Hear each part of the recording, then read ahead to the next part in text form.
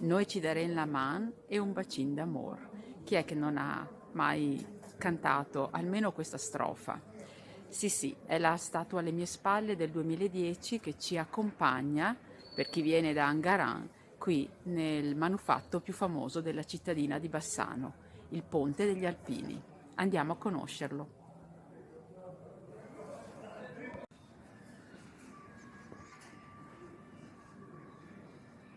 Il Ponte degli Alpini è il manufatto più famoso di Bassano del Grappa. Si estende per circa 60 metri sopra uno dei fiumi d'Italia più famosi e più celebri e anche più celebrati, il Brenta. Il Brenta scorre dal Trentino Alto Adige nel nostro territorio fino al mare Adriatico e questo ponte è in realtà stato costruito molte volte, è risultato di molte ricostruzioni perché il primo ponte sempre coperto si attesta all'inizio del 1200 per unire il borgo di Margnane, dove sorgeva il castello antico che voi adesso state vedendo, al borgo di Angaran, da cui noi siamo arrivati. E il Brenta maestoso scorre proprio qui, ma a causa delle brentane, e questo vi fa capire molto bene che cosa le acque significassero quando erano in piena in questo luogo, il ponte è stato più volte portato via dalla corrente del fiume e è stato ricostruito perché distrutto durante la seconda guerra mondiale per la volontà degli alpini di vederlo e riaverlo com'era e dov'era. Infatti, poco prima di uscire dal ponte si trova sulla destra, in questo caso, il famoso Museo degli Alpini, che racconta la vicenda delle guerre, ma non solo, e quella importantissima della ricostruzione di questo ponte. Se ci si volta dall'altra parte, si può notare la sequenza delle case, sempre lungo il fiume, e in particolare di questo edificio giallo che ricorda il rientro travagliato di Giovanni Arciduca d'Austria inseguito dalle truppe di Eugenio Beauharnais. Siamo all'inizio del 1800 e quei colpi sulla facciata sono appunto i segni di questo inseguimento e di questo scontro.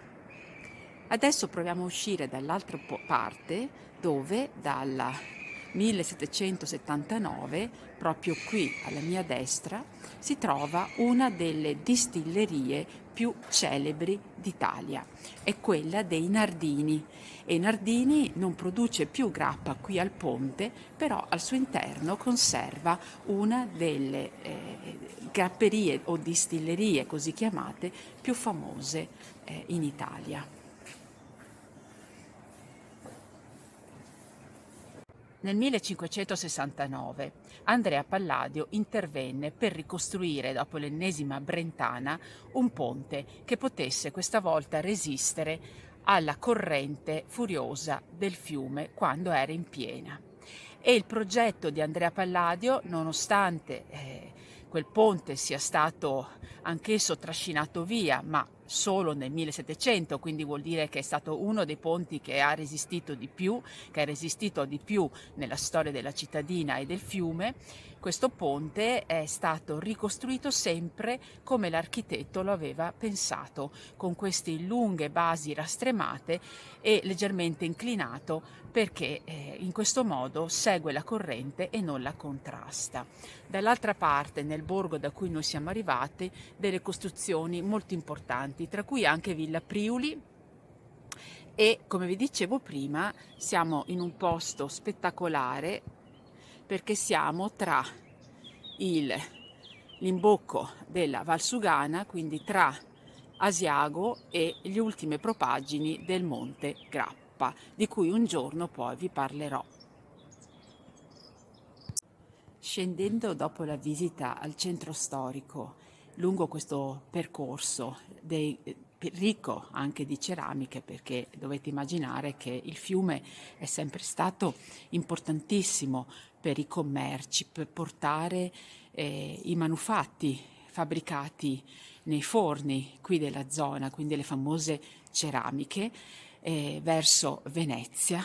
Ecco, da questa discesa molto caratteristica, prima di ritornare al ponte, si incontra uno dei più celebri ricostruttori, l'ingegnere meccanico e grande mente matematica di Bartolomeo Ferracina, che fu quello che riprese il progetto di Palladio dopo la Brentana del 1700 e che ricostruì, rispettando più o meno le forme dell'architetto del 1500, il ponte che ancora oggi noi manteniamo nel suo aspetto originale.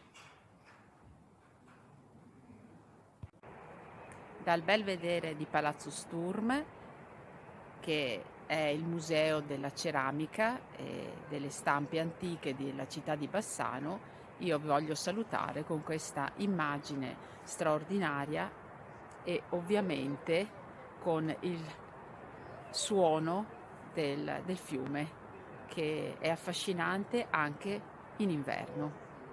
A presto amici, vi porterò ancora a scoprire i nostri tesori in Veneto.